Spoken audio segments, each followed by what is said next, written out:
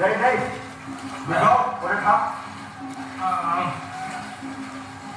actually 5टा language रे काम करूची तेलुगु रे हिंदी रे बेंगोली रे ओडिया रे आसामीस रे एज एन एक्टर मु आउ अन्य अन्य भाषा मान को केमिति एक्सप्लोर करि परिबी आउ अन्य अन्य भाषा रे काम करि परिबी अन्य अन्य बड़ बड़ आर्टिस्ट सहित काम करबी सेटा गुटे मोर एम फेस्टिवल जते भी आर्टिस्ट अछंती माने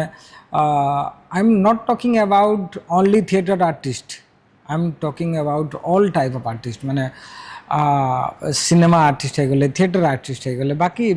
जोटा कि विजुअल आर्ट हो गले माने से माने समस्ते फिल्म फेस्टिवल को देखिबा मते लागुछि मो तरफ रो मते लागुछि कि देखिबा बहुत आवश्यक कारण आमर सिनेमा जदि आमे निजे न देखिबा कि अन्य मानकर सिनेमा आमे न देखिबा तो केमिति हेबो